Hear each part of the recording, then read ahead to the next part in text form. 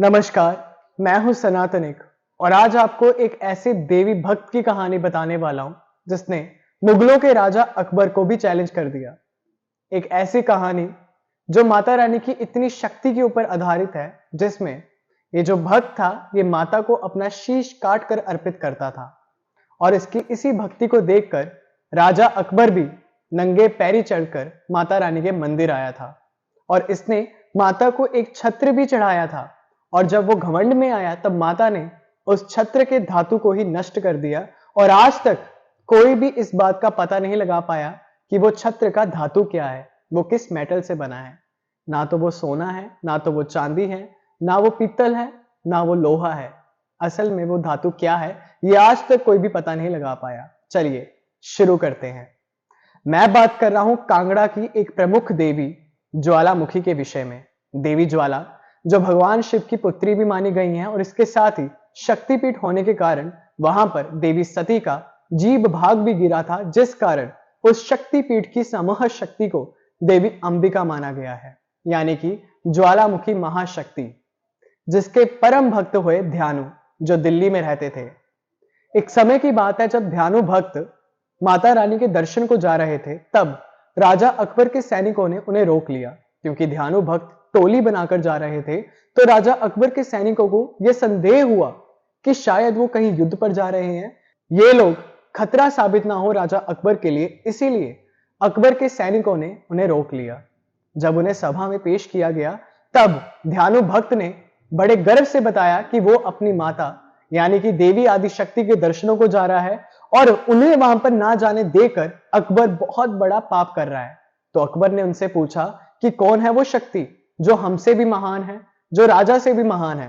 तब ध्यानु भक्त ने उन्हें बताया कि वो इतनी शक्तिशाली है कि रात में दिन कर दे, दिन में रात कर दे, पर्वतों को तोड़ दे, आकाश को फाड़ दे। इतनी शक्तिशाली देवी हैं जिसके आगे सभी देवता भी झुकते हैं। तब अकबर ने कहा, अगर तेरी माता रानी इतनी ही शक्तिशाली है तो जिस घोड़े पर तू जा रहा था मैं उस घोड़े का शीश काट देता हूं। यदि तेरी माता ने उस घोड़े के कटे हुए शीश को जोड़ दिया तब मैं मान जाऊंगा कि तेरी माता रानी में शक्ति है।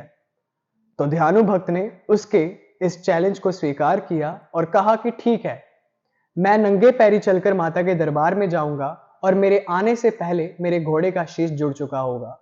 अकबर की चुनौती को मानकर जब ध्यानु भक्त माता के दर्शनों को नंगे पैरी जाता है तो वहां जाकर वो माता को मनाता है, उनकी पूजा करता है, माता को जागृत करता है और अंत में अपने शीश को काट कर माता को अर्पित कर देता है। देवी के प्रति इतनी बड़ी बलि को देकर जब वो वहां पर खड़ा रहा, उस वक्त माता रानी साक्षात प्रकट होती है और उसे प्रत्यक्ष रूप में दर्शन देती है और उस वक्त माता रानी उसके कटे हुए शीश को उसके धड़ के साथ जोड़ देती है और उसके अभिदान देती है कि आज के बाद कोई भी भक्त मुझे ऐसी बलि नहीं चढ़ाएगा जिसमें वो खुद को या किसी और जीव को कष्ट दे रहा होगा।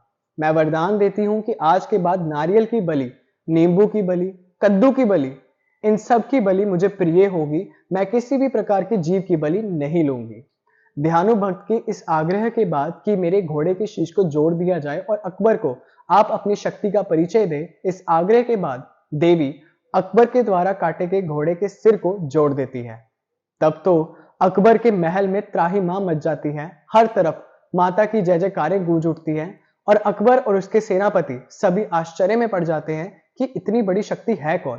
तो अकबर अपने सेनापतियों को भेजता है, सैनिकों को भेजता है कांगड़ा के उस शक्तिपीठ पर जहां पर देवी ज्वाला का आज मंदिर है। जब वो लोग वहां जाते हैं तो वो माता का जोता वाली स्वरूप देखते हैं जिसमें 9 जोतें जग रही होती हैं। तब अकबर के सेनापति जोतों को बुझाने का बहुत प्रयास करते हैं, पर फिर भी जो ज्योति स्वरूपा माता रानी होती हैं उनको बुझा नहीं पाते। वो जो जोत थी उसके ऊपर लोहे का शिविर रखते हैं, फिर भी जोतें जगती रहती हैं। उसके बाद वो वहां पर जो जल की धारा बह रही थी उसका रुख जो है वो बदल देते हैं और जोतों के ऊपर पानी को छिड़का देते हैं, फिर भी जोतें पानी को भी फाड़ कर उसमें से निकल आई। जब ये सारे चमत्कार वहां पर सेनापतियों ने देखा तो उन्होंने राजा अकबर को आकर बताया कि देवी अत्यंत शक्तिशाली है, अत्यंत बलवान है, उसके सामने हम कीड़े मकोड़े हैं। तब राजा अकबर ध्यानु से क्षमा मांगता है और खुद नंगे पैरी एक सोने का छत्र लेकर माता रानी के दर्शन को चलता है। उसके बाद जब वो कांगड़ा में माता के उस मंदिर में पहुंचता है तो वो माता को घमंड से कहता है कि देखिए देवी, मैं आपको सोने का छत्र चढ़ा रहा हूं। मुझ समान आज तक कोई भी ऐसा राजा नहीं हुआ जिसने आपको इतना मूल्यवान छत्र चढ़ाया हो। मुझे दर्शन दो, मुझे आशीष दो। देवी ने जब उसके ऐसे घमंड पूर्व, अहंकार पूर्व वचन सुने, उस समय उसके हाथों से जो छत्र था वो इतना तपने लगा कि उसके हाथों से गिर गया।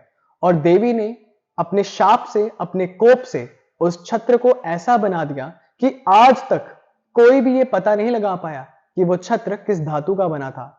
जिस सोने के छत्र को अकबर लेकर आया था, वो सोने का छत्र ना तो सोने का रहा, ना चांदी का रहा, ना लोहे का रहा, ना पीतल का रहा।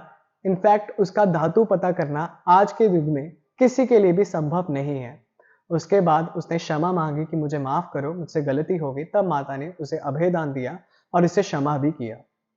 कहते हैं कि जब समय बढ़ा, कलयुग की ओर आया, तब जो जवाहरलाल नेहरू थे, उन्होंने भी ज्वालामुखी मंदिर में कुछ साइंटिस्ट की टीम के साथ प्रवेश किया और उन जगती हुई ज्योतों का पता लगाने का प्रयास किया, क्योंकि वो ज्योत ना तो किसी घी के साथ जल रही हैं, ना किसी ऐसी गैस के साथ जल रही हैं जिससे वो ज्योति कभी भी बुझ ना पाए। आज तो कोई पता ना लगा पाया कि वो ज्योति जगने का कारण क्या है।